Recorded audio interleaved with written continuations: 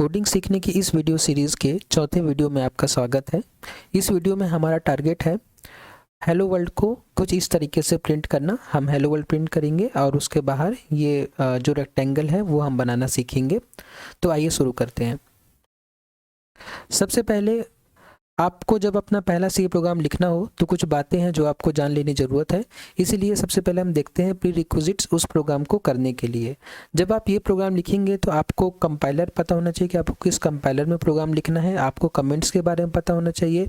आपको has include stdio.h का मतलब पता होना चाहिए। आपको मेन फंक्शन पता होना चाहिए। आपको प्रिंटफ पता होना चाहिए और आपको स्पेस एस्केप सीक्वेंसेस पता होने चाहिए। जब आप ये सारी चीज़ें समझ जाएंगे तो आप बहुत ही आसानी से हेलो वर्ल्ड वाला प्रोग्राम लिख पाएंगे।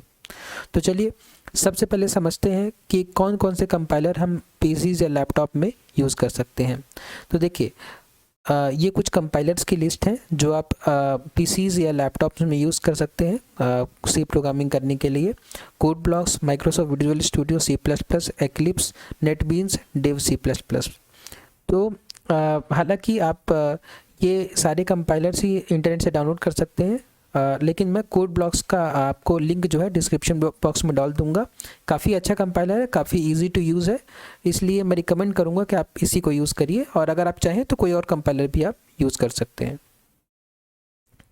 अगर आपके पास पीसी या लैपटॉप नहीं है तो आप मोबाइल में भी कोडिंग कर सकते हैं। मोबाइल में कोडिंग करने के लिए आप प्ले स्टोर में जाइए और वहाँ पे लिखिए सी प्रोग्रामिंग ऐप।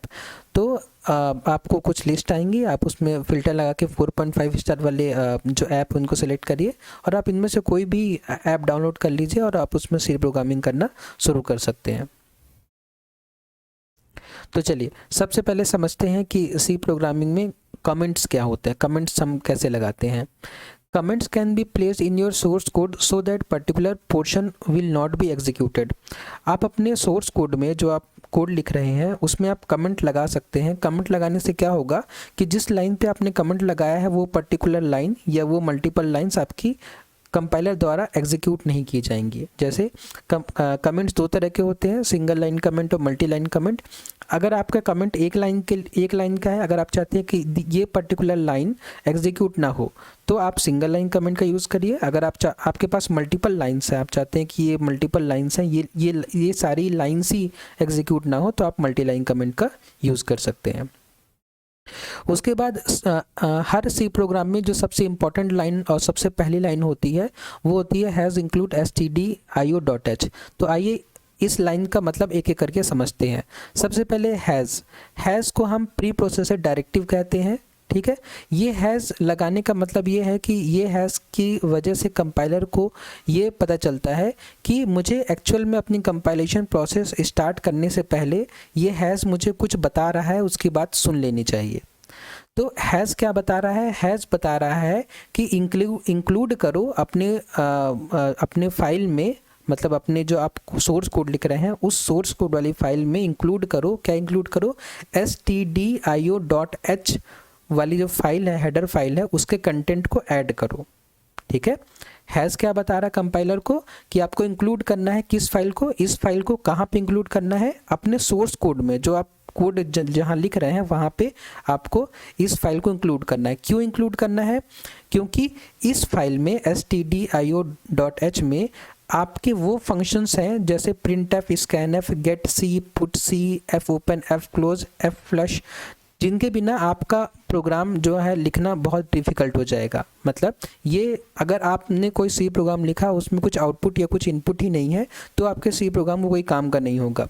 इसीलिए बहुत ज़रूरी फंक्शंस होते हैं इस फाइल में, इसलिए इस फाइल को इंक्लूड करना बहुत ज़रूरी है। फिर उसके बाद मेन फंक्शन। हर सी प्रोग्राम में एक मेन फंक्शन ज़रूर होना चाहिए क्योंकि मेन फंक्शन ही एंट्री पॉइंट है सी प्रोग्राम की। मतलब आपने बहुत सारी लाइन लिखी लेकिन जब हमारे कंपाइलर को मेन फंक्शन जहाँ पे दिखेगा वो वहीं से प्रोग्राम को एग्जीक्यूट करना शुरू करेगा। बिना मेन फंक्शन के कोई भी सी प्रोग्राम नहीं हो सकता। इसलिए आपको जो भी कोडिंग करनी है, आपको जो भी प्रोग्रामिंग करनी है, आपको पहले मेन फंक्शन से शुरुआत करनी है। मेन फंक्शन का सिंटेक्स कुछ इस तरीके से होता है, वॉइड मेन लिखते हैं हम। अब देखिए यहाँ पे मेन के पहले जो वॉइड लिखा है, इस वॉइड का मतलब होता है रिटर्न टाइप, कि मतलब जब ये फंक्शन एग्जीक्यूट होगा तो एग्जीक्यूट होने के बाद जब ये फंक्शन एग्जीक्यूट हो जाएगा तो वो क्या रिटर्न करेगा। तो अगर रिटर्न टाइप वॉइड है, वॉइड मतलब होता है खाली या कुछ नहीं, तो जब ये मेन फंक्शन एग्जीक्यूट होगा तो रिटर्न क्या करेगा, वॉइड। वॉइड मतलब कुछ नहीं, कुछ भी रिटर्न नहीं करेगा, ये फंक्शन चुपचाप जो है एग्जीक्यूट होके बंद हो जाएगा। उसके बाद प्रिंटफ। प्रिंटफ एक बहुत ही इंपॉर्टेंट फंक्शन है जो कि stdio.h फाइल के अंदर उसका डिक्लेरेशन होता है। तो प्रिंटफ का फुल फॉर्म होता है प्रिंट फॉर्मेटेड। अब इस फंक्शन का यूज़ करके हम कोई भी स्टेटमेंट, कोई भी वैल्यू को हम कंसोल स्क्रीन में आउटपुट करा सकते हैं। ठीक है। उसके बाद एस्केप सीक्वेंस। ठीक है, काफ़ी सारी थ्योरी हैं, इन थ्योरी को आप आराम से पढ़ सकते हैं। मैं आपको अगर शॉर्ट में बताना चाहूँ तो एस्केप सीक्वेंस बस वो कैरेक्टर्स हैं, वो मतलब आप उनको ऐसा कह सकते हैं कि वो सेट ऑफ कैरेक्टर्स हैं, क्योंकि इसमें 2 कैरेक्टर्स यूज़ होते हैं जो हमारे लिए वो काम करते हैं जो इनके बिना हमारा वो काम होना पॉसिबल नहीं है। जैसे मान लीजिए आपको आउटपुट स्क्रीन में न्यू लाइन पे जाना है तो आप /n का यूज़ करेंगे। आपको आउटपुट स्क्रीन में मान लीजिए कि टैब के बराबर स्पेस चाहिए, टैब जो आपका की होता है कीबोर्ड में उसके बराबर स्पेस चाहिए, तो आप /t प्रिंट करेंगे, /t आप लिखेंगे और उसको एग्जीक्यूट कराएंगे। ठीक है, जैसे जैसे हम इस प्रोग्राम में यूज़ करेंगे तो आपको इसकी क्लैरिटी और बढ़ती जाएगी। तो चलिए, ये 5 चीज़ें हो गई जो मुझे बतानी थी आपको प्रोग्राम शुरू कराने से पहले। अब चलिए हम चलते हैं अपने कोड ब्लॉक्स में और हम अपना पहला प्रोग्राम लिखते हैं। तो मैंने कोड ब्लॉक्स अपने सिस्टम पे ओपन कर लिया है। जैसे ही आप कोड ब्लॉक्स डबल क्लिक करके ओपन करेंगे तो आपको कुछ ऐसा इंटरफेस दिखेगा। इसमें आप सबसे पहले जब फाइल में जाएंगे, फाइल में जाके न्यू में जाएंगे, आप एम्प्टी फाइल लेंगे। एम्प्टी फाइल आप जब लेंगे तो आपको ये स्क्रीन दिखेगी। इसके बाद आप क्या करेंगे, इस फाइल को सबसे पहले सेव करेंगे। आप सेव करेंगे इसको, आप कहीं भी सेव कर लीजिए अपने हिसाब से। मैं मान लीजिए कि इसी फोल्डर में मैं सेव कर लेता हूँ इसको। तो सेव करने के लिए आपको कुछ नाम देना पड़ेगा, तो मैंने इसका नाम दे दिया, मान लीजिए hello world.c, है ना। .c एक्सटेंशन आप लगा भी सकते हैं, नहीं भी लगा सकते। क्यों? क्योंकि ये फाइल जो है बाय डिफ़ॉल्ट C और C++ फाइल एक्सटेंशन से सेव हो रही है, तो आप .c लगाएंगे तो भी अच्छा है और नहीं लगाएंगे तो भी कोई बात नहीं। ठीक है, फिर आप इसको सेव कर दीजिए। पहले से एक फाइल है तो मैं इसको यस कहता हूँ, रिप्लेस कर देता हूँ। ठीक है, अब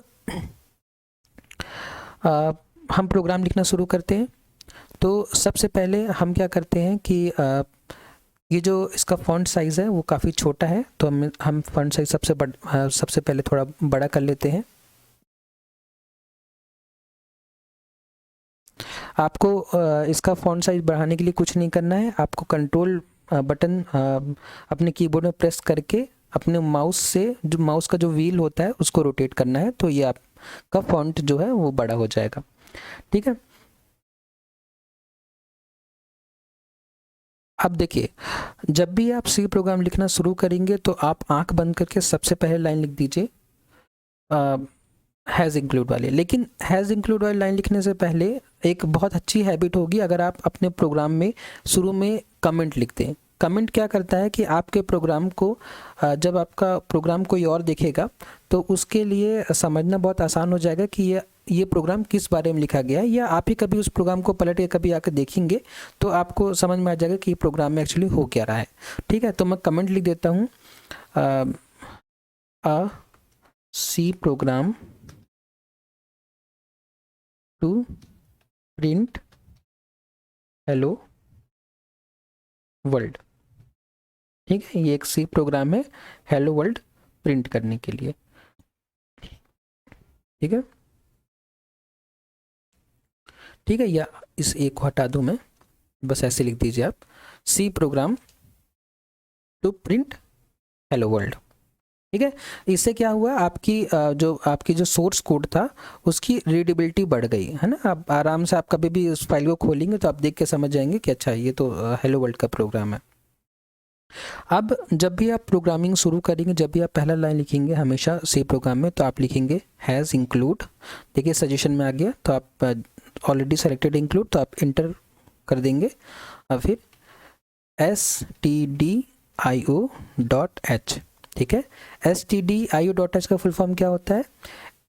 std मतलब होता है स्टैंडर्ड और io मतलब होता है इनपुट आउटपुट, है ना, स्टैंडर्ड इनपुट आउटपुट, और .h मतलब हेडर फाइल। ओके, तो हमने क्या बोला, कंपाइलर को बोला, ठीक है, इस हैश के द्वारा कि कंपाइलेशन प्रोसेस स्टार्ट करने के पहले इंक्लूड कर लो इस फाइल को इस सोर्स कोड में। ठीक है, इस फाइल में होता क्या है, इस फाइल में स्कैनफ, प्रिंटफ, ठीक है, ये सब के डिक्लेरेशन होते हैं इस फाइल में। ठीक है, जो कि बहुत ज़रूरी है। अगर आप इसको इंक्लूड नहीं करेंगे तो आपका प्रिंटफ स्कैनफ जो है वो काम नहीं करेगा, एरर आएगा। ठीक है, फिर जैसे ही आपने हैज़ इंक्लूड कर लिया, उसके बाद आप मेन फंक्शन लिखना शुरू करेंगे। तो मैंने बताया था आपको कि आप लिखेंगे वॉइड मेन। ठीक है, मैं प्रोग्राम धीरे धीरे लिख रहा हूँ ताकि आप भी अच्छे से समझ सके कि मैं क्या लिखना चाह रहा हूँ। आपने लिखा वॉइड मेन, है ना, जिसमें कि वॉइड जो होता है रिटर्न टाइप है और मेन जो है एक फंक्शन है। ठीक है, तो ये मेन फंक्शन का रिटर्न टाइप क्या है, वॉइड। वॉइड मतलब कि कुछ भी हमें रिटर्न नहीं करना। ठीक है, फिर मैं इसके अलावा भी आपको बताऊंगा कि इंट, कैर, फ्लोट, ये सब भी लिख सकते हैं, लेकिन अभी फिर वो आगे की बात हो जाएगी। हम इस वीडियो में बस इतने भी फोकस करते हैं कि हम कम से कम थ्योरी में एक अच्छे से अच्छा प्रोग्राम लिख सकें। ठीक है, अब देखिए, अब हम यहाँ पे मेन के अंदर हम जो भी प्रोग्राम लिखेंगे अपना मेन के अंदर लिखेंगे। फिलहाल के लिए हमने लिखा प्रिंटफ। ठीक है, प्रिंटफ एक फंक्शन है जो कि हमें आउटपुट स्क्रीन में कुछ प्रिंट करके देगा। ठीक है, अब प्रिंटफ फंक्शन के अंदर जो भी हमें प्रिंट कराना है उसको हम डबल कोट्स में लिखते हैं। ठीक है, आप डबल कोट्स लगा दीजिए, आप उसके अंदर जो लिखेंगे, ठीक है, वही आपका कंसोल विंडो में प्रिंट होगा। जैसे यहाँ मैंने लिखा हेलो वर्ल्ड। ठीक है, तो अब मैंने हेलो वर्ल्ड लिख दिया। ठीक है, ये प्रोग्राम हमारा कंप्लीट हो गया। हमने पहले stdio.h से हमने फाइल इंक्लूड कर ली जिसमें इस फंक्शन का डिक्लेरेशन था। ठीक है, इस फंक्शन का डिक्लेरेशन था, मतलब कि इसमें इस फाइल में बताया गया है कि ये फंक्शन क्या है और क्या करेगा। ठीक है, फिर हमने मेन फंक्शन लिखा। मेन फंक्शन के अंदर हमने अपना जो हमें प्रिंट करना था हमने लिख दिया। ठीक है, बस इतनी लाइन लिखनी है फर्स्ट प्रोग्राम में, ज़्यादा कुछ नहीं है। ठीक है, हमने इसको एग्जीक्यूट कर दिया। अब एग्जीक्यूट करने के बाद देखिए हेलो वर्ल्ड प्रिंट होके आ गया है, लेकिन हमारा मकसद क्या है, हम हेलो वर्ल्ड को यहाँ बीच में लाना चाहते हैं और एक रेक्टेंगल बॉक्स में अंदर इसको हम बंद करना चाहते हैं। ठीक है, तो इस हेलो वर्ल्ड को बीच में लाने के लिए सबसे पहले इस हेलो वर्ल्ड को हमें नीचे लाना पड़ेगा, नीचे लाके फिर राइट साइड शिफ्ट करना पड़ेगा, है ना। और मैंने बताया कि जो आपका /n जो एस्केप सीक्वेंस होता है वो क्या करता है, आपके कर्सर को न्यू लाइन में लेके जाता है। अब देखिए ये कर्सर आपका यहाँ ब्लिंक हो रहा है। ठीक है, ये कर्सर जहाँ ब्लिंक होगा वहीं से प्रिंट होना शुरू होगा। तो जब ये प्रोग्राम एग्जीक्यूट हुआ तो ये कर्सर कहाँ था, यहाँ पे। मैं आपको दिखाऊं, देखिए मान लीजिए आपने कुछ नहीं लिखा इसमें, ठीक है, और आपने इसको रन कर दिया। देखिए आपने देखा होगा एक सेकंड के लिए पहले कर्सर यहाँ पे था और उसने फटाक से जल्दी से ये जो आखिरी स्टेटमेंट होता है जो कि बाय डिफ़ॉल्ट है इस कंपाइलर में वो प्रिंट हो गया। ठीक है, तो जब हमने कुछ नहीं लिखा तो यहाँ पे कुछ नहीं प्रिंट आया, कर्सर ऊपर था, कर्सर ने इसको प्रिंट किया और कर्सर नीचे आ गया। ठीक है, तो अब हम अगर यहाँ पे देखिए, अगर हम यहाँ पे ऐसा करें कि प्रिंट एफ, देखिए ये सेमीकोलन बताना भूल गया मैं। जब भी आप सी प्रोग्राम लिखेंगे या C++ प्रोग्राम लिखेंगे तो आपको हर इंस्ट्रक्शन के बाद सेमीकोलन लगाना ज़रूरी है। ठीक है, सेमीकोलन ये बताता है कि ये पर्टिकुलर इंस्ट्रक्शन अब यहाँ पे ख़त्म हो गया है, अब जो अगली बार आएगा वो नेक्स्ट इंस्ट्रक्शन होगा।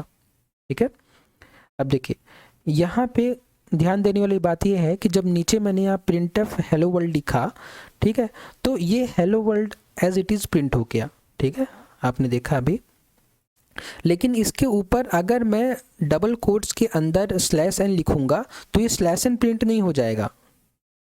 जब भी हम कोई कैरेक्टर लिखते हैं बैक / के बाद तो वो कैरेक्टर एस्केप सीक्वेंस कहलाता है। ओके, तो ये जो है एक एस्केप सीक्वेंस है। तो अब क्या होगा कि /n की जगह क्या प्रिंट होगा, न्यू लाइन। देखिए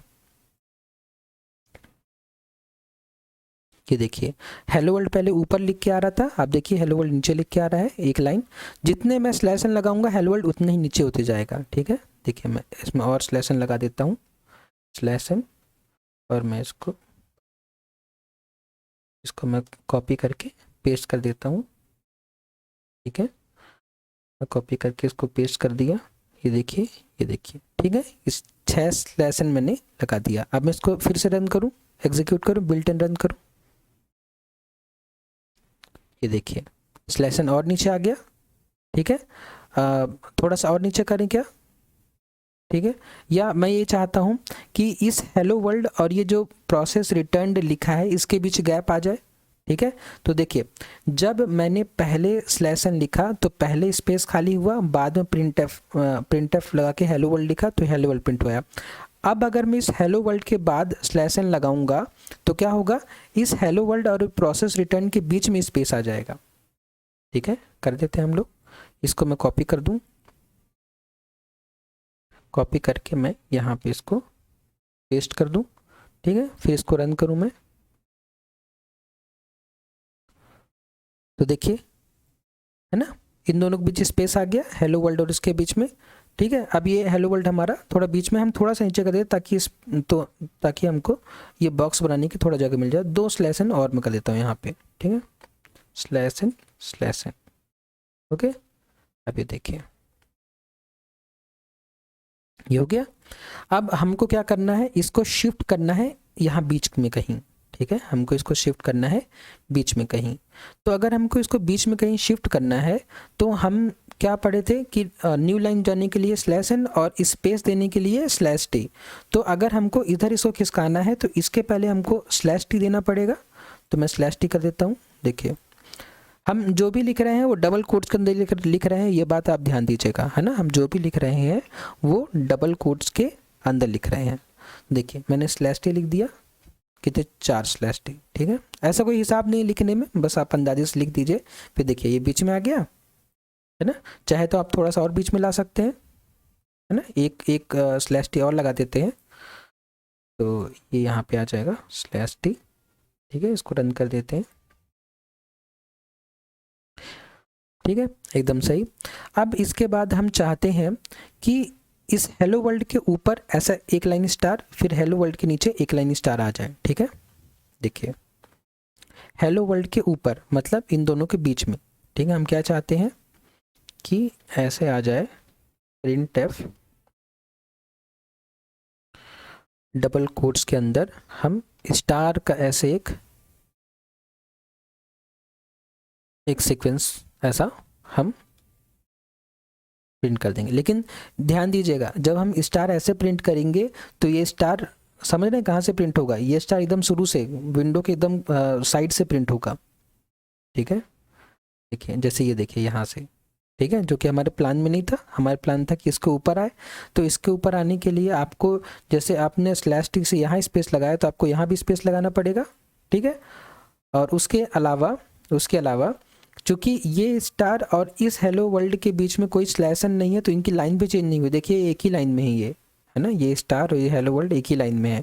ठीक है, तो हम पहला काम क्या करें कि इसकी लाइन चेंज करें और उसके बाद हम इसको स्लैश टी दें। ठीक है, देखिए हम यहाँ पे स्लैश एन करके इसकी लाइन चेंज कर देंगे तो इससे क्या हो जाएगा, ये स्टार जो ऊपर वाली लाइन में और हेलो वर्ल्ड नीचे वाली लाइन में हो जाएगा।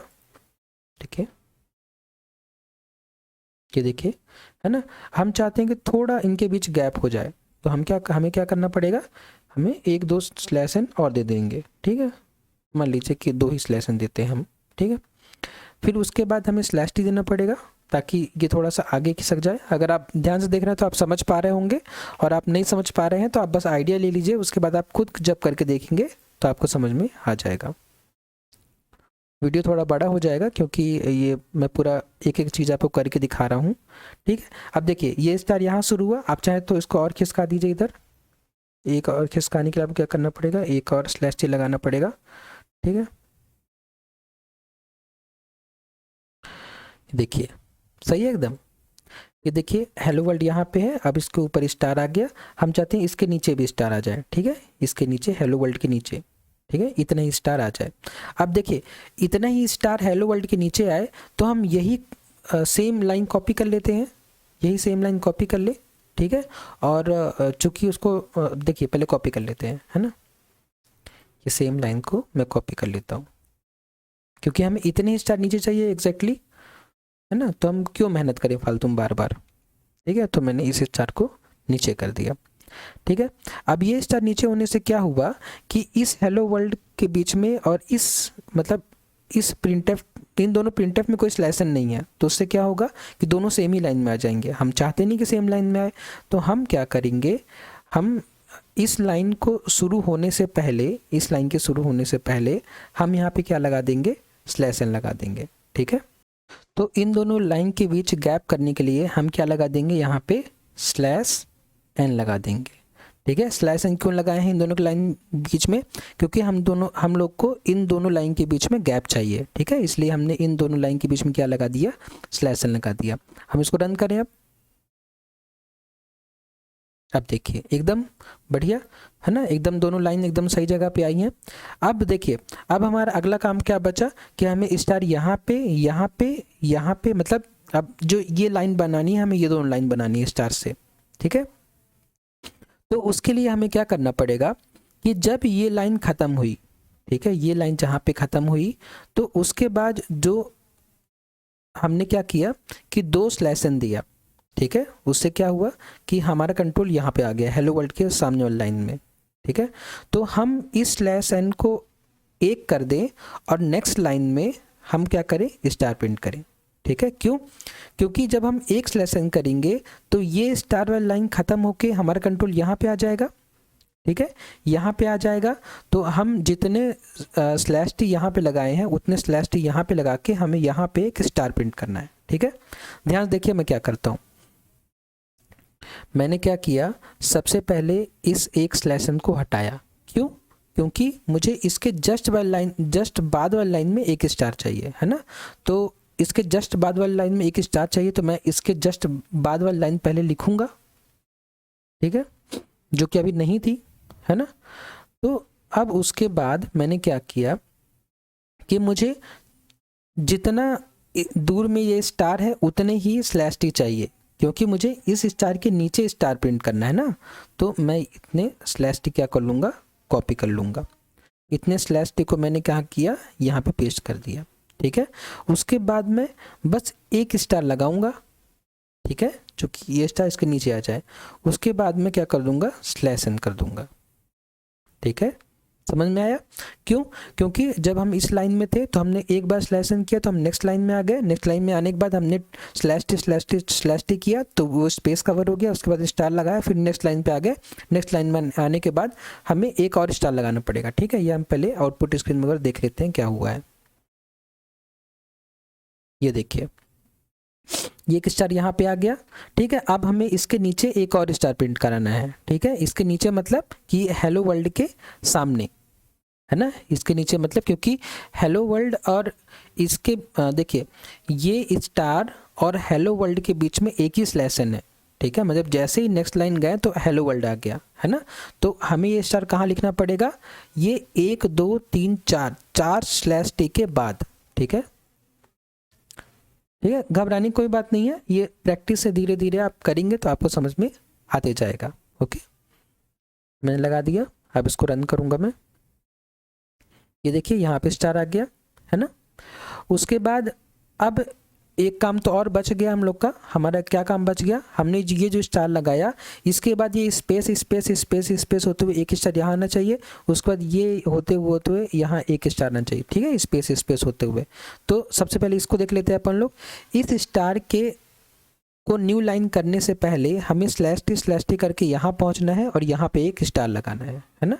और कितने स्लैश टी करने पड़ेंगे, ठीक है, ये तो अभी हम हिसाब नहीं लगा सकते, हमें गेस करना पड़ेगा, ठीक है। हम देख लेते हैं हम क्या करेंगे, पहले नेक्स्ट लाइन होने के पहले हम क्या करेंगे कि स्लैश टी 3 करके देख लेते हैं पहले, है ना, फिर समझ में आ जाएगा हमको।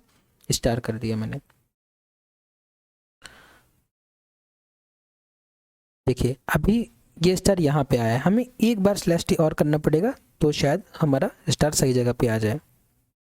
ओके, देखिए ये सारी चीज़ें याद नहीं की जा सकती है ना, आपको इसको कर करके देखना पड़ेगा, ठीक है। करने में आपकी बहुत सारी गलतियां होंगी, बहुत सारी मिस्टेक्स होंगी, उनसे आप सीखेंगे और धीरे धीरे परफेक्शन की तरफ आप बढ़ते जाएंगे। देखिए जैसे अब एक स्लैश टी लगाने के बाद क्या हो गया, ये आगे खिसक गया, और एक स्लैश टी कम कर देंगे तो ये पीछे आ जाएगा, ठीक है। अब इसको एडजस्ट करने के लिए क्या करेंगे हम, अब स्लैश टी नहीं लगाएंगे, ठीक है, क्योंकि स्लैश टी से वो ज़्यादा दूर चले जा रहा है। तो हम क्या करेंगे, एक और तरीका हमारे पास है, हम स्पेस लगा दें। तो देखिए मैंने इतना स्पेस ऐड कर दिया, ठीक है। जब आपको स्लैश टी से आपका काम नहीं बन रहा था, आपने स्लैश टी लगाया तो वो आगे चला जा रहा था, तो मैंने कुछ स्पेस लगा दिया। अब देखिए डबल कोट्स के अंदर है चूँकि ये स्पेस, तो ये स्पेस भी प्रिंट होगा, ठीक है। तो मैंने फिर जब मैंने इसको रन किया तो देखिए ये स्टार यहाँ पे आ गया, ठीक है। उसके बाद इसके सामने हमें इतना ही, जितना ही स्पेस हमने इन दोनों के बीच दिया है यहाँ पे, उतना ही स्पेस हमें यहाँ और यहाँ देना है, ठीक है। तो फिर से वही काम एक बार करते हैं, ठीक है। थोड़ा वीडियो लंबा हो गया है, लेकिन ये है कि आप इसको फॉलो करेंगे तो आप मतलब स्लैश एन और स्लैश टी का यूज़ बहुत अच्छे से आप कर पाएंगे, ठीक है। अब क्या करना है हमें कि इस स्टार के बाद हेलो वर्ल्ड के बाद एक और स्टार प्रिंट करना है, ठीक है। तो ये हेलो वर्ल्ड प्रिंट हुआ, हेलो वर्ल्ड प्रिंट होने के बाद हमें स्लैश टी करना पड़ेगा और स्लैश टी के बाद स्टार, ठीक है। तो हम हेलो वर्ल्ड के बाद स्लैश टी प्रिंट करते हैं, स्लैश टी, ठीक है, और स्टार, ठीक है। आप देखते हैं कहाँ पे आया हमारा स्टार अभी, तो हमने इसको रन किया, ठीक है। अभी सही जगह पे नहीं आया, हम एक और स्लैश टी लगा सकते हैं अभी। तो मैंने इसके बाद एक और स्लैश टी लगा दिया, ठीक है। आप देखते हैं, ठीक है, फिर बाहर हो गया, ठीक है। तो आपको क्या करना पड़ेगा, अब यहाँ पे स्लैश टी हटा के स्पेस ऐड करना पड़ेगा, कि मैंने इतना स्पेस ऐड कर दिया है, ठीक है। अब हम रन करके देखते हैं, ठीक है, हमारा अब ये दूसरा स्टार भी एकदम सही जगह पे आया, ठीक है। जैसे हमने इनको किया, अब यही सेम चीज़ हमें यहाँ पे नीचे करनी है हेलो वर्ल्ड के बाद में, तो हम यही सेम चीज़ उठा के कॉपी कर दें नीचे, तो हमारा काम बन जाएगा, क्योंकि जो सेम चीज़ ऊपर हुई है वही से हमें सेम चीज़ नीचे करनी है, ठीक है। हेलो वर्ल्ड के ऊपर जो हमने ये किया है, यही सेम हम अगर नीचे कर देंगे तो हमारा काम जो है वो बन जाएगा, ठीक है। तो मैं इसको नीचे कर देता हूँ, ये, ठीक है। अब मैं इसको रन करूँगा। अब देखिए रन करने के बाद हमें ये समझ में आ रहा है कि हमारे स्टार जो है बहुत दूर चले गए हैं। क्यों दूर चले गए हैं, क्योंकि हमने यहाँ पे स्लैश एन ऐड नहीं किया, क्योंकि जब हम हेलो वर्ल्ड में थे तो हम नेक्स्ट लाइन में आएंगे तब ना हम इसको ऐड करेंगे। तो मैं यहाँ पे स्लैश एन लगा देता हूँ, ठीक है। अब इसको रन करें, ये देखिए, ठीक है, अब एकदम सही आया। लेकिन इसके बाद आपने ध्यान दिया कि ये नीचे की सड़क, क्यों, क्योंकि इस लाइन के बाद भी स्लैश एन लगा हुआ, तो मैं उस स्लैश एन को हटा देता हूँ।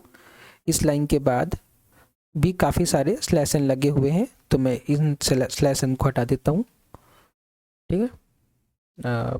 इसकी ज़रूरत नहीं है, ठीक है। अब इसको रन करूँगा फिर से मैं, ये देखिए, ठीक है। आपका स्टार, आपका ये आउटपुट कंप्लीट हो गया है ना, एकदम सही है। हम यही चाह रहे थे, ऐसे ही कुछ बनाना चाह रहे थे। देखिए तो आप ये जो कोड है आप इसको याद नहीं कर सकते, ठीक है। आपको क्या करना पड़ेगा कि ऐसे ही आपको प्रिंट लिख लिख के आपको रन कर करके चेक करना पड़ेगा कि हमारा जो डिज़ायर्ड आउटपुट है वो आ रहा है कि नहीं आ रहा है, ठीक है।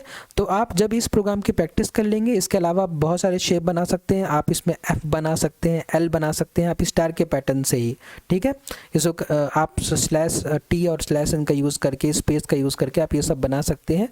तो ठीक है, तो ये काफ़ी वीडियो काफ़ी बड़ा हो गया, सॉरी फॉर दैट, ठीक है। तो अब नेक्स्ट वीडियो में हम मिलेंगे अपने नेक्स्ट प्रोग्राम के साथ, ठीक है। Thank you for watching.